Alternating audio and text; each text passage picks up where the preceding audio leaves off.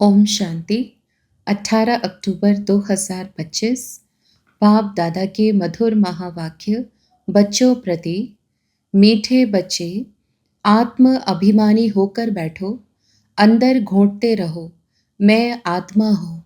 देही अभिमानी बनो, सच्चा चार्ट रखो, तो समझदार बनते जाएंगे, बहुत फायदा होगा। प्रश्न। बेहद के नाटक को समझने वाले बच्चे किस एक लॉ अर्थात नियम को अच्छी रीति समझते हैं? उत्तर। यह अविनाशी नाटक है। इसमें हर एक पार्टधारी को पार्ट बजाने अपने समय पर आना ही है। कोई कहे हम सदा शांति धाम में ही बैठ जाएं, तो यह लॉ नहीं है। उसे तो पार्टधारी ही नहीं कहेंगे। यह बेहद की बातें बेहद का बाप ही तुम्हें सुनाते हैं। ओम शांति। अपने को आत्मा समझकर बैठो, देह अभिमान छोड़कर बैठो। बेहद का बाप बच्चों को समझा रहे हैं। समझाया उनको जाता है जो बेसमझ होते हैं। आत्मा समझते हैं कि बाप सच कहते हैं। हम आत्मा बेसमझ बन गई है। मैं आत्मा अविनाशी हूँ, शरीर विनाशी है। मैं आत्मा अभिमान छोड़ देह अभिमान में फंस पड़ा हूँ, तो बेसमझ ठहरे ना। बाप कहते हैं सब बच्चे बेसमझ हो पड़े हैं देह अभिमान में आकर। फिर तुम बाप द्वारा देही अभिमानी बनते हो तो बिल्कुल समझदार बन जाते हो। कोई तो बन गए हैं, कोई पुरुषार्थ करते रहते हैं। आधा कल्प लगा है बेसमझ बनने में। इस अंतिम जन्म में फिर समझदार बनना है। आधा कल्प से बेसमझ होते होते 100% बेसमझ बन जाते हैं। देह अभिमान में आकर ड्रामा प्लान अनुसार तुम गिरते आए हो। अभी तुमको समझ मिली है, फिर भी पुरुषार्थ बहुत करना है, क्योंकि बच्चों में दैवी गुण भी चाहिए।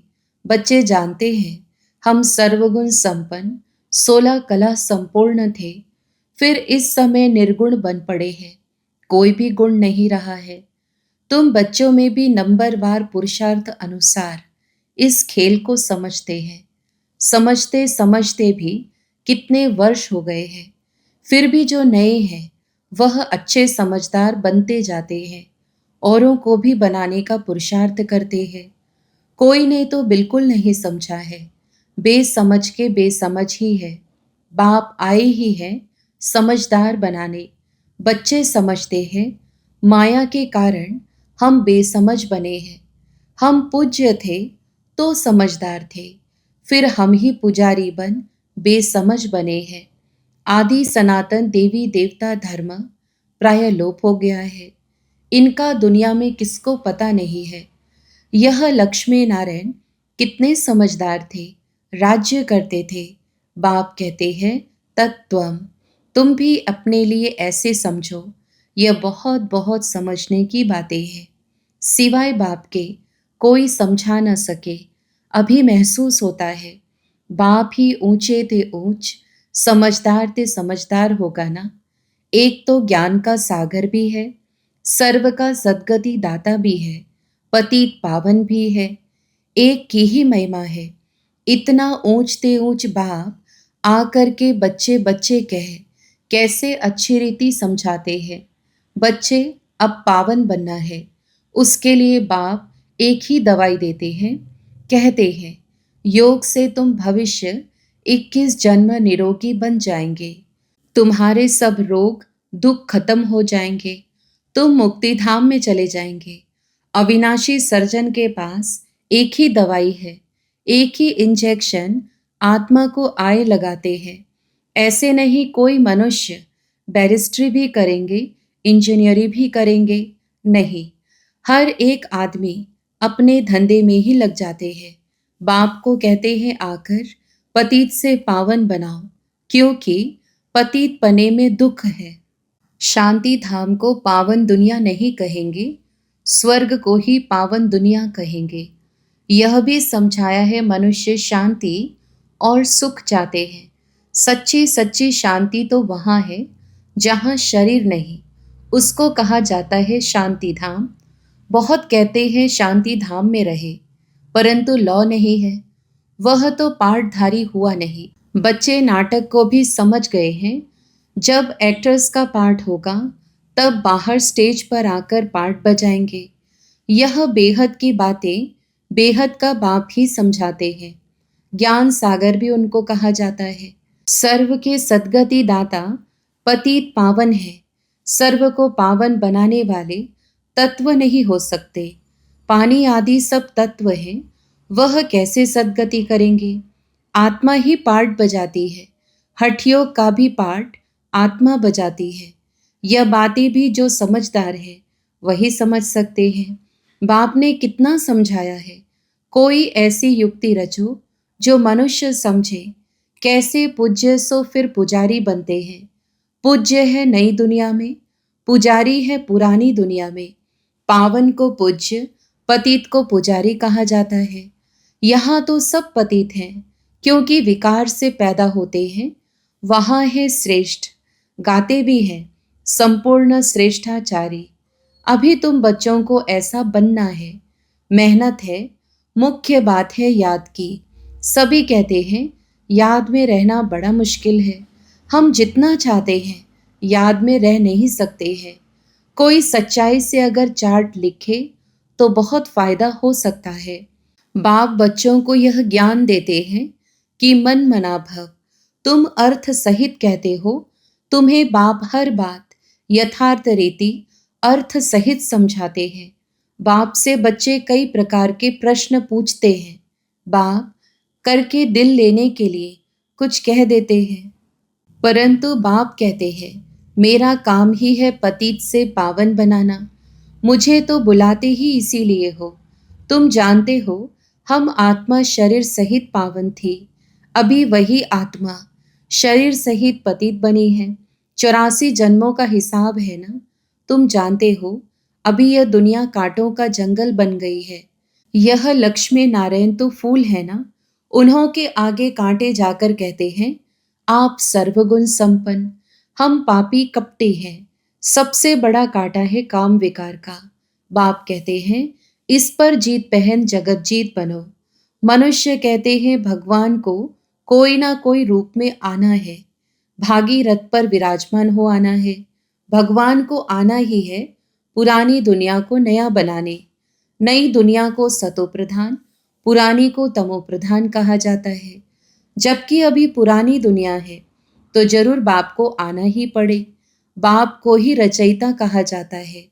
तुम बच्चों को कितना सहज समझाते हैं, कितनी खुशी होनी चाहिए। बाकी किसका कर्म भोग का हिसाब किताब है? कुछ भी है वह तो भोगना है। इसमें बाबा आशीर्वाद नहीं करते हैं। हमको बुलाते ही हो बाबा आकर हमको वर्षा दो। बाबा से क्या वर्षा पाना चाहते हो?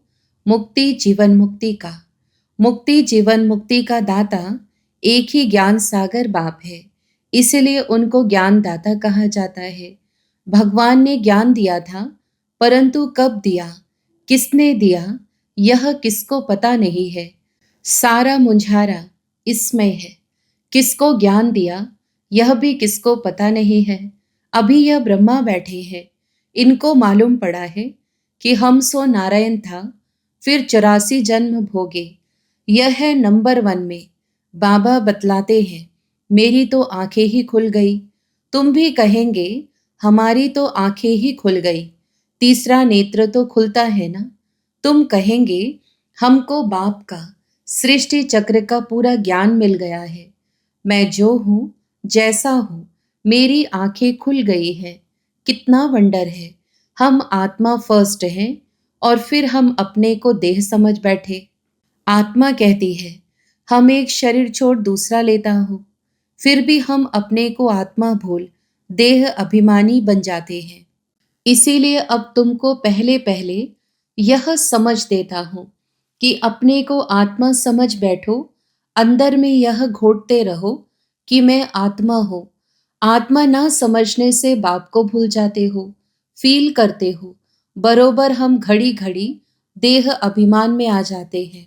मेहनत करनी है, यहाँ बैठे तो भी आत्मा अभिमानी होकर बैठो। बाप कहते हैं हम तुम बच्चों को राजाई देने आए हैं। आधा कल्प तुमने हमको याद किया है।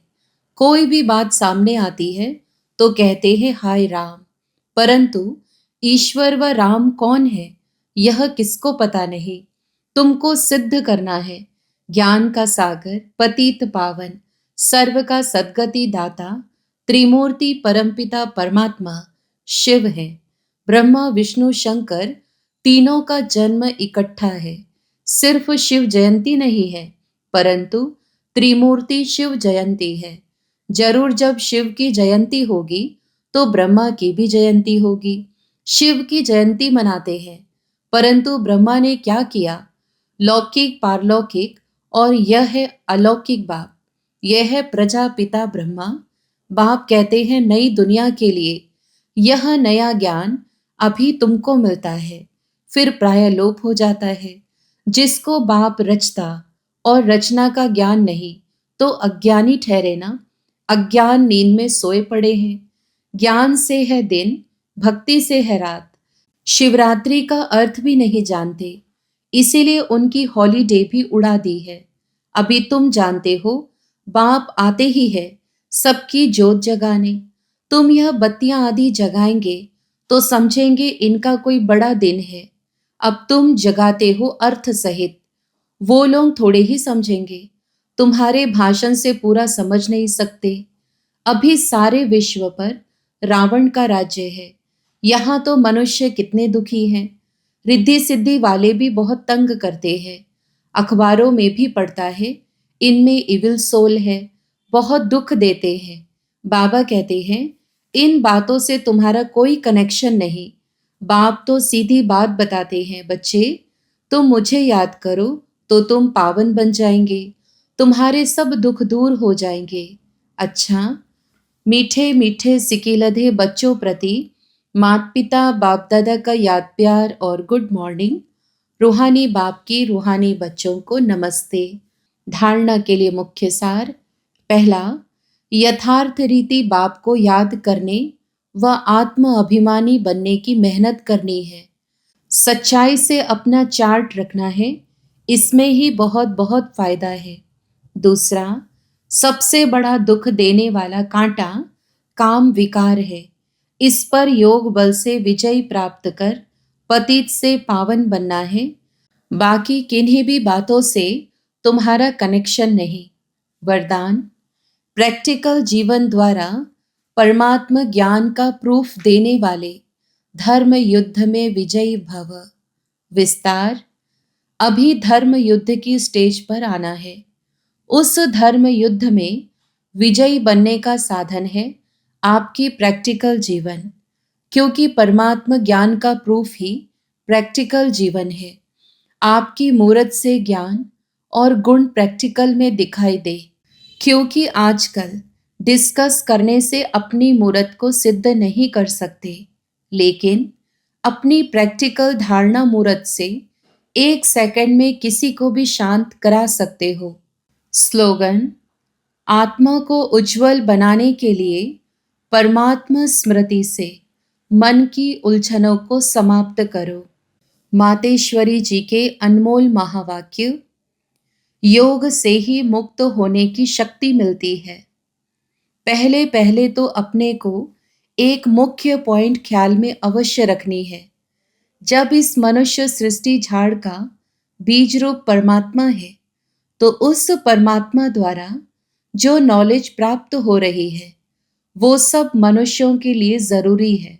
सभी धर्म वालों को यह नॉलेज लेने का अधिकार है। भल हर एक धर्म की नॉलेज अपनी अपनी है, हर एक का शास्त्र अपना अपना है, हर एक की मत अपनी अपनी है, हर एक का संस्कार अपना अपना है, लेकिन यह नॉलेज सबके लिए है।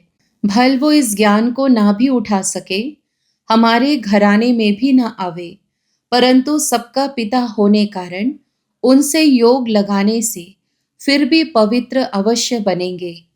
इस पवित्रता के कारण अपने ही सेक्शन में पद अवश्य पाएंगे, क्योंकि योग को तो सभी मनुष्य मानते हैं। बहुत मनुष्य ऐसे कहते हैं हमें भी मुक्ति चाहिए, मगर सजाओं से छूट मुक्त होने की शक्ति भी इस योग द्वारा मिल सकती है। अजपा जाप अर्थात निरंतर ईश्वरीय याद। यह जो कहावत है, श्वासोश्वास अजपा जाप जपते रहो, उसका यथार्थ अर्थ क्या है? जब हम कहते हैं अजपा जाप, तो इसका यथार्थ अर्थ है जप के बिगर श्वासोश्वास अपना बुद्धि योग अपने परमपिता परमात्मा के साथ निरंतर लगाना, और यह ईश्वरीय याद श्वासोश्वास कायम चलती आती है। उस निरंतर ईश्वरीय याद को अजपा जाप कहते हैं। बाकी कोई मुख से जाप जपना अर्थात राम राम कहना, अंदर में कोई मंत्र उच्चारण करना, यह तो निरंतर चल नहीं सकता। वो लोग समझते हैं हम मुख से मंत्र उच्चारण नहीं करते, लेकिन दिल में उच्चारण करना, यह है अजपा जाप। परंतु यह तो सहज एक विचार की बात है, जहाँ अपना शब्द ही अजपा जाप है, जिसको जपने की भी जरूरत नहीं है। आंतरिक बैठ कोई मूर्ति का ध्यान भी नहीं करना है, न कुछ सिमरन करना है, क्योंकि वो भी निरंतर खाते पीते रह नहीं सकेंगे। लेकिन हम जो ईश्वरीय याद करते हैं, वही निरंतर चल सकती है, क्योंकि यह बहुत सहज है। जैसे समझो बच्चा है, अपने बाप को याद करता है, तो उसी समय बाप का फोटो सामने नहीं लाना पड़ता है, लेकिन मनसा वाचा कर्मणा बाप के सारे ऑक्यूपेशन, एक्टिविटी, गुणों सहित याद आता है। बस वह याद आने से बच्चे की भी वो एक्ट चलती है, तभी सन शोज फादर करेंगे। वैसे अपने को भी और सबकी याद दिल भीतर से मिटाए, उस एक की ही असली पारलौकिक परमपिता परमात्मा की याद में रहना है। इसमें उठते बैठते खाते पीते निरंतर याद में चल सकते हैं। उस याद से ही कर्मातीत बनते हैं। तो इस नेचुरल याद को ही अजपा जाप कहते हैं। अव्यक्त इशारे स्वयं और सर्व के प्रति मनसा द्वारा योग की शक्तियों का प्रयोग करो। अभ्यास की प्रयोगशाला में बैठ योग का प्रयोग करो, तो एक बाप का सहारा और माया के अनेक प्रकार के विघ्नों का किनारा अनुभव करेंगे। अभी ज्ञान के सागर, गुणों के सागर, शक्तियों के सागर में ऊपर ऊपर की लहरों में लहराते हो, इसीलिए अल्पकाल की रिफ्रेशमेंट अनुभव करते हो। लेकिन अब सागर के तले में जाओ तो अनेक प्रकार के विचित्र अनुभव कर रत्न प्राप्त करेंगे। अच्छा, ओम शांति।